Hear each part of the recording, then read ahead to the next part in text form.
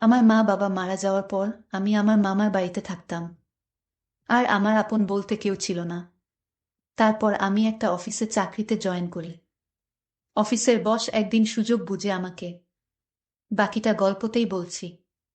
বাবা মার মৃত্যুর পরে মামার অভাবের সংসারে ঠাঁই মেলে আমার। তখন আমাদের কিছুই নেই। নদী ভাঙ্গনে বাড়িঘর, জমিজমা সব হারিয়ে বাবা মার সাথে শহরের ছোট একটা বাসায় উঠেছিলাম।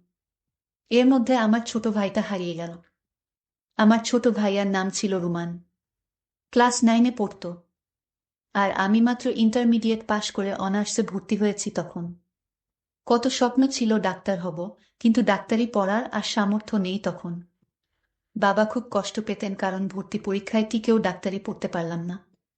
আমি বাবাকে সান্ত্বনা দিয়ে যাই। আমার সান্ত্বনা মাথার উপর বটের ছায়া। বাবা মা আছে আমার। ভাগ্য আমাকে নিয়ে তামাশা করতে শুরু করে। একদিন অ্যাক্সিডেন্টে আমার বটের ছায়ারা চলে যায় না ফেরার দেশে। আমার ছোট ভাইকে হারিয়ে আমি একা হয়ে গেলাম। তারপর মামা ওনার বাসায় নিয়ে আসে। মামা এক অফিসের কর্মচারী ছিলেন। কোনো রকমের সংসার চলে যেত। দুই ছেলে মেয়ের খরচ চালিয়ে আমি তাদের উপর বাড়তি চাপ হয়ে যাই। মামা কখনো কিছু বলতেন না। কিন্তু মামি কেন চুপ করে থাকবেন? ছুটা কাজের মহিলা বিদায় হলো। ঘর ঝাড়ু, কাপড় ধোয়া, রান্না করা, বাজার করা সব এক এক করে আমার উপর পড়ে।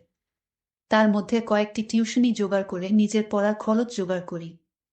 ক্লাসে তো যেতেই পারিনি। শুধু পরীক্ষার সময় পরীক্ষা দিয়ে আসি। মামি সেটাতেও আপত্তি। যতটা সম্ভব নিজের খরচ কমিয়ে টিউশনির টাকা কিছু মামির হাতে তুলে দেই। মামা সব বুঝতেন কিন্তু মামির উপর কথা বলতে পারতেন না। ঝাড়ি খেয়ে মুখ কালো করে বসে থাকতেন। এভাবেই মামির সংসারে গায়ে খেটে পড়াশোনা শেষ করি। মামাতো ভাই, বোন হিমেল আর নীলুফা মামিকে লুকিয়ে আমার কাজে অনেক সাহায্য করত। কিন্তু কথায় বলে না, অভাগী যেদিকে চায় সাগর ও শুকিয়ে যায়। আমার বেলায় ও ব্যতিক্রম হয়নি। মামার অফিস থেকে একদিন ফোন আসে, মামা খুব অসুস্থ, হাসপাতালে নেওয়া হয়েছে। মামিকে নিয়ে ছুটে গেলাম। সপ্তাহ খানেক পরে মামা বাসায় ফেরেন ঠিকই, কিন্তু প্যারালাইজ হয়ে গেছে। দুই পা অসাড়। মামার অফিসের কয়েকজন এসেছিলেন দেখতে। মামা অনেক বলে কয়ে মামার কাজটা আমাকে দিতে অনুরোধ করেন। ভাগ্য বুঝি মুখ তুলে চাইল। কি দয়া হলো ওনাদের, আমাকে চাকরিটা দিয়ে দিল। সেই অফিসের বস রাফি। আমি মামার পোস্টেই জয়েন করি। একদিন একটা ফাইল নিয়ে হুট করেই রাফির কেবিনে ঢুকে পড়ি। যা দেখলাম তার জন্য প্রস্তুত ছিলাম না। এই অফিসের একটা মেয়ে রাফির সাথে বসে হাসি হাসি গল্প করছে, মনে হয় যেন তারা দুজন দুজনকে খুব ভালোবাসে। আমি দেখেই মাথা নিচু করে দাঁড়িয়ে আছি। এই মেয়ে, নক না করে আমার কেবিনে ঢুকার সাহস হয় কি করে তোমার? রাগে গড়গড় করতে থাকে Rafi. I am sorry sir, ভুল হয়ে গেছে। আসলেই আমি অন্যমনস্কভাবেই নক করতে ভুলে গেছি। কোথা থেকে এসব জুটেছে কে জানে। এই মেয়ে বাবা মা ভদ্রতা শেখায়নি। নাইমা নামের মেয়েটি এগিয়ে এসে বলল। এই মেয়ের মুখে ভদ্রতার কথা শুনে মেজাজ কারাক করছে আমার। আমার ভুল, আমাকে আরো কিছু বললেও মেনে নিতাম। কিন্তু আমার বাবা মাকে নিয়ে কেউ কিছু বললে আমি সহ্য করতে পারি না।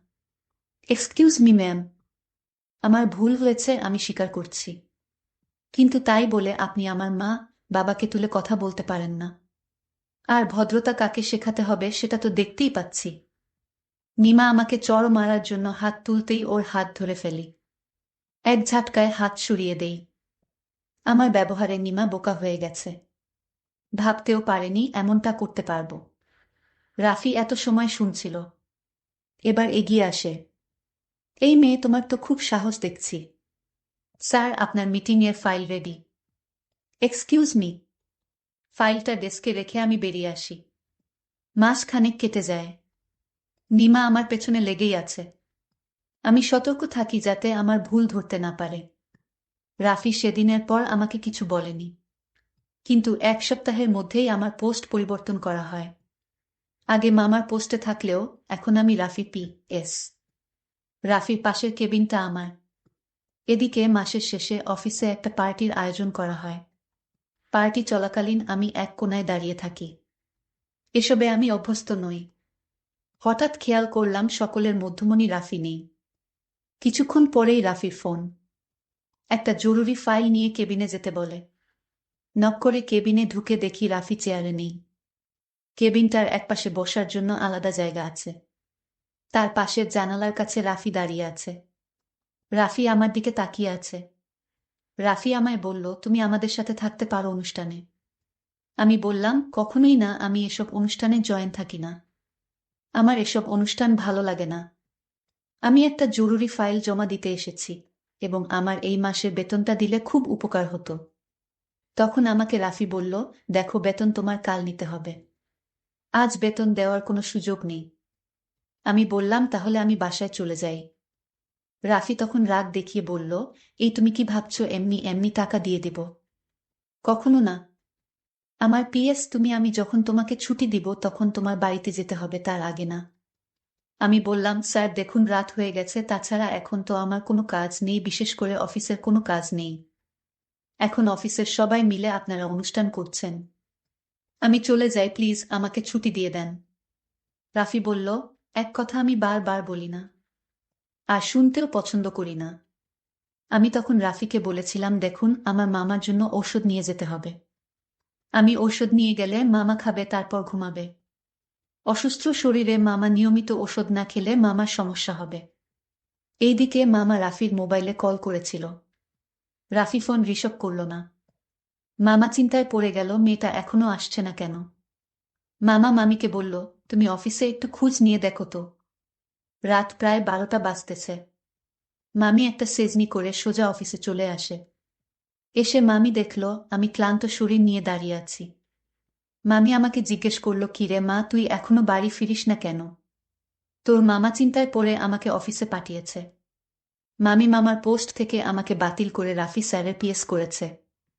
আর তাই যতক্ষণ অনুষ্ঠান চলে রাফির সাথে আমার থাকতে হবে। মামি তখন রাফি স্যারকে বলল, মেয়েটাকে ছুটি দিয়ে দাও, রাত অনেক হয়েছে। রাফি তার জবাবে বলল, দেখুন, এরকম করলে কিন্তু আমি ওকে চাকরিতে রাখতে পারবো না। ঠিক আছে, আজ ছুটি দিয়ে দিলাম, নেক্সট টাইম এমন করলে আমি চাকরিতে রাখতে পারবো না। ঠিক আছে। তারপর মামি আমায় বাসায় নিয়ে ফিরল। মামা বলল, মা কি হয়েছে, এত রাত হলো কেন? মামাকে আমি সবকিছু খুলে বলি, কিন্তু কিছু করার নেই, আমার মামা অচল চলতে পারে না। আর এখন যদি আমি এই চাকরিটা না করি তাহলে মামাকে দেখাশোনা করার মতো কেই থাকবে না। তাই বাধ্য হয়ে আমার চাকরিটা করতে হলো। আমি মামাকে বললাম, মামা তুমি কোনো চিন্তা করো না, আমি আছি, আর সব ঠিক হয়ে যাবে। এরপর দিন অফিসে গেলাম। রাফি স্যার আমায় তার রুমে ডাকলো আর বলল, দেখো, কাল একটা প্রজেক্টের কাজে আমার শহরে যেতে হবে, তোমার আমার সঙ্গে যেতে হবে একদিনের জন্য। আমি বললাম, ঠিক আছে। আজ আমায় রাফি স্যার তাড়াতাড়ি ছুটি দিয়ে দিল আর বলল, কাল সকাল সকাল আসতে হবে। তাই পরদিন সকালে আমি অফিসে গেলাম। স্যার বলল, তোমার কিছু কাপড় চোপড় নিয়ে নাও, কারণ আজ না ফিরতে পারলে আমাদের থাকতে হবে। আমি আশ্চর্য হয়ে গেলাম, আজ শহরে থাকতে হবে? আমি মামাকে ফোন দিয়ে বললাম, মামা, আমি আজ বাড়িতে ফিরতে পারবো না, কারণ স্যারের সাথে একটা প্রজেক্টে কাজ করতে হবে, নইলে কোম্পানির অনেক টাকা লস হয়ে যাবে। মামা বলল, কি আর করবি মা, চাকরি বাঁচাতে হলে তোকে যেতেই হবে। আর শোনো মা, কোনো সমস্যা হলে ফোন করে আমাকে জানাস, ঠিক আছে? মামা, ওকে, ভালো থেকো। তারপর প্রাইভেট কার করে রওনা হলাম চট্টগ্রামে। স্যার আর আমি পিছনের সিটে বসলাম। স্যার মাঝে মাঝে আমার দিকে এক অন্যরকম দৃষ্টিতে তাকিয়ে থাকত। আমি তখন স্যারের হুঁশ ভাঙানোর জন্য বললাম, স্যার আপনার ছেলে মেয়ে কয়জন? স্যার তখন জবাবে বলল, আমার কোনো ছেলে মেয়ে নাই, আমি একা, আমি এখনো বিয়ে করিনি। দেখো, তুমি আমার পার্সোনাল বিষয় নিয়ে কোনো প্রশ্ন করবে না। তুমি আমার পিএস আর পিএসআর মতোই থেকা। ঠিক আছে স্যার, আমি আপনাকে আর কোনো প্রশ্ন করব না। রাফি স্যার তখন আমাকে জিজ্ঞেস করল, তুমি তোমার মামার জন্য চাকরি করছো কেন? তোমার মা বাবা ভাই বোন নেই? আমি বললাম, না, আমার মামা মামি ছাড়া এই দুনিয়ায় আমার কেউ আপন নেই। গল্প করতে করতে আমরা চট্টগ্রাম পৌঁছে গেলাম। রাত হয়ে গেল। স্যারের চট্টগ্রাম একটা অফিস আছে, থাকা খাওয়া দাওয়ার সব ব্যবস্থা আছে হোটেলের মতোই। আমি এবং রাফি স্যার রাতের খাবার খেয়ে আলাদা রুমে ঘুমাতে গেলাম। রাত যখন 1টা বাজে, রাফি স্যার তখন আমার রুমে টোকা দিল আর বলল, অরুণ, দরজাটা খুলো তো, তোমার রুমে আমার একটা অফিসের ফাইল রয়েছে। আমার রুমে রাফি স্যার আসলো আর বলল, শোন অরুণ, তোমার জন্য একটা গুড নিউজ আছে।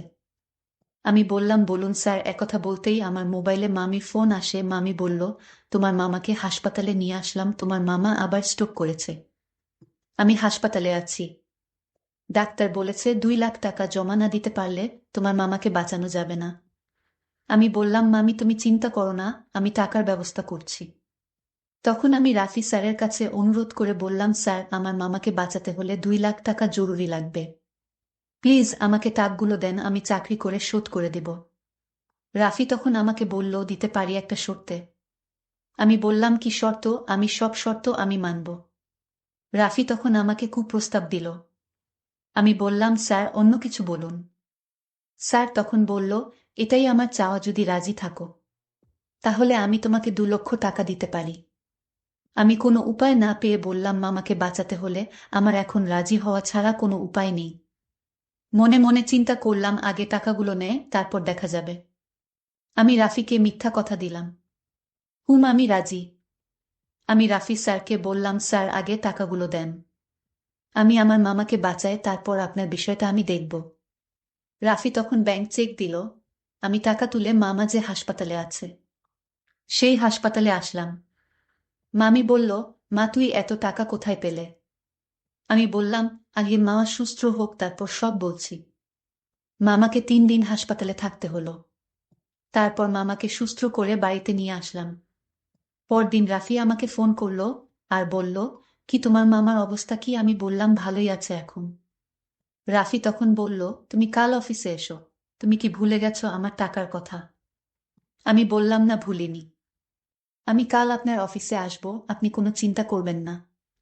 পরদিন আমি অফিসে গেলাম। রাফি স্যার আমাকে তার রুমে ডাকলো আর বলল, আমরা যে প্রজেক্টটা সাইন করেছি সেই প্রজেক্টটা নিয়ে আসো। আমি অফিসে ফাইল নিয়ে যেতেই রাফি স্যার আমাকে বলল, বসো। আমি বসলাম। রাফি স্যার বলল, আমার কাছ থেকে তুমি যে টাকা নিয়েছিলে যে কাজের বিনিময়ে, সেটা কি করলে? রাফি স্যার আমার দিকে তাকিয়ে বলল, কি উত্তর দিচ্ছ না কেন? আমি বললাম, স্যার আপনার টাকা আমার বেতন থেকে কেটে রেখে দিবেন। রাফি স্যার রাগান্বিত হয়ে বলল, এটা তো কথা ছিল না। আমি বললাম, আমি আপনাকে মিথ্যা সান্ত্বনা দিয়ে টাকাগুলো নিয়েছি। আপনি যে প্রস্তাব আমাকে দিয়েছেন সেটা সম্ভব না। আপনার টাকা আমি ফেরত দিয়ে দিব। রাফি স্যার বলল, তাহলে এই মুহূর্তে টাকাগুলো দেন।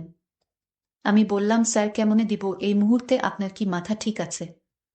রাফি স্যার আমার কথা সহ্য করতে না পেরে আমাকে চড় মারতে চেয়েছিল, কিন্তু আমি তার হাতটা ধরে উল্টো রাফি স্যারকে একটা থাপ্পড় মেরে দিলাম। রাফি স্যার বলল, কত বড় সাহস তোর, তুই আমার গালে চড় মারলি? এই অফিসের সবাই আমাকে বাঘের মতো ভয় পায়।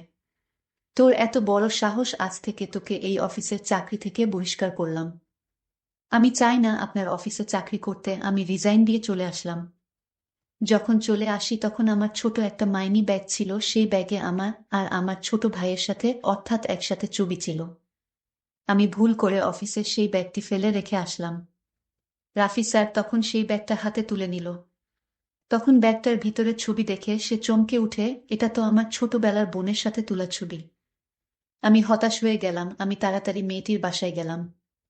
বলতে ভুলেই গেছিলাম, আমার বড় বোনের নাম ছিল রিনা। আমি তার বাসায় ঢুকতেই বলল, এই নিন আপনার টাকা, মামার যে জমিটুকু ছিল সেটা বিক্রি করে দিয়েছে। তার মুখে টাকাগুলো ছুঁড়ে ফেলে দিলাম। আপনি টাকাগুলো নিয়ে এক্ষুনি বাসা থেকে চলে যান। আমি বললাম, ঠিক আছে চলে যাব, তার আগে বলুন এই ছবিটা আপনার কাছে কিভাবে এলো? আপনি ভুল করে এই ছবিটা অফিসে ফেলে এসেছেন। সে উত্তর দিল, সেটা আপনার না জানলেও হবে, এটা আমার পরিবারের বিষয়। রাফি তখন বলল, আমি চলে যাব, কোনোদিন আসবো না, শুধু একবার বলুন ছেলেটির সাথে মেয়েটি কে? সে বলল, এটা আমার হারিয়ে যাওয়া ছোট ভাই, আমি ওর বড় বোন। আজ থেকে 20 বছর আগে আমি তাকে হারিয়ে ফেলেছি। রাফি তখন চোখের পানি ছেড়ে বলল, তার পায়ে পড়ে বলল, আমাকে মাফ করে দে আপু, এই ছবিটির ছেলেটি আমি। আমি তোমার ছোট ভাই। নদী ভাঙনে আমি হারিয়ে গিয়েছিলাম। তখন একজন বড় লোকের বাসায় কাজ করতাম। ওনারা তাদের ছেলে হিসেবে আমাকে দেখত, কারণ তাদের ছেলে মেয়ে ছিল না। আর তখন ওনারা আমার নামটা পরিবর্তন করে রাফি দিয়ে দেয়। তাদের ব্যবসার দেখাশোনার দায়িত্ব আমাকে দেন। আমি তোমার ছোট ভাই আপু। আমি তোমার সাথে যে অন্যায় করেছি আপু, সেটা ক্ষমার যোগ্য না। আপু তুমি আমায় ক্ষমা করে দাও। রিনা তখন চোখের পানি ছেড়ে বলল, আমি আমার ভাইকে পেয়েছি, এর চেয়ে আনন্দ আর কি হতে পারে। প্রিয় বন্ধুরা, গল্পটি তোমাদের কাছে কেমন লাগলো তা অবশ্যই কমেন্ট করে জানাইবা। আর এরকম নতুন নতুন গল্প পেতে আমাদের চ্যানেলটিকে সাবস্ক্রাইব করে পাশে থাকবেন। ধন্যবাদ।